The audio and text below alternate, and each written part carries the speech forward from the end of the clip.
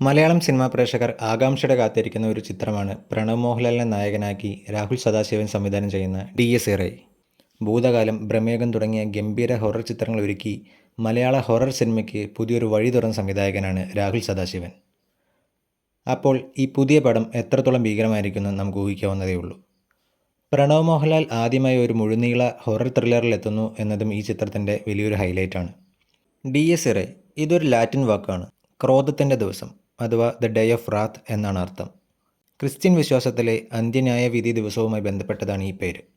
ഇതൊരു സാധാരണ പ്രേതപ്പടമല്ല, ആഴത്തിലുള്ള എന്തോ ഒരു പ്രമേയം കൈകാര്യം ചെയ്യുന്ന ഒന്നായിരിക്കുമെന്ന് നമുക്ക് ഉറപ്പിക്കാവുന്നതാണ്. ഒക്ടോബർ 31 ഹാലോവിൻ ഡേയിലാണ് ഇതിൻ്റെ റിലീസ് തീരുമാനിച്ചിരിക്കുന്നത്. ട്രെയിലർ, ടീസറൊക്കെ നോക്കിയാൽ രാഹുൽ സദാശിവൻ്റെ സ്ഥിരം സ്റ്റൈലാണ്. കഥ എന്താണെന്ന് അധികം പറയാതെ തന്നെ നമ്മുടെ മനസ്സിൽ ഭയം നിറയ്ക്കാൻ ഇതിന് കഴിയുന്നുണ്ട്. ഇത് വെറും പീഡിപ്പിക്കൽ മാത്രമല്ല, ഒരു സൈക്കോളജിക്കൽ ഹൊററാണ്. എവിടെ നിന്നാണ് ഭയം വരുന്നതെന്നറിയാതെ മാനസികമായി പീഡിപ്പിക്കപ്പെടുന്ന പ്രണവിൻ്റെ കഥാപാത്രത്തെയാണ് ട്രെയിലർ പ്രധാനമായി കാണിക്കുന്നത്.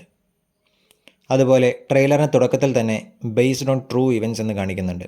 ഇത് സിനിമയുടെ ഭീകരതയും ആകാംക്ഷയും ഒരുപടി മുന്നോട്ട് കൊണ്ടുപോകുന്നു. ആകാശവും ഭൂമിയും ചാരമാകും, കണ്ണുനീരിൽ ഭയം കൊണ്ട് മൂടും, അന്ന് മരിച്ചവർ ഉയർത്തെഴുന്നേൽക്കും എന്ന ആ വോയിസ് ഓവറുകൾ തന്നെ ഭീതിയുടെ അന്തരീക്ഷം കൂട്ടുന്നു. ഇന്നത്തെ റിലീസ് ട്രെയിലറിന് ശേഷം സിനിമയെക്കുറിച്ച് ഏറ്റവും കൂടുതൽ ചർച്ചാ വിഷയമായ ഒരു കാര്യം എന്തെന്നാൽ, പ്രണവ് മോഹൻലാലും സംവിധായകൻ രാഹുൽ സദാശിവനും കൂടാതെ നമ്മുടെ ലാലേട്ടനും സോഷ്യൽ മീഡിയയിലെ പ്രൊഫൈൽ ഫോട്ടോ ഒരു റെഡ് കലർന്ന തീമിലേക്ക് മാറ്റിയിട്ടുണ്ട്.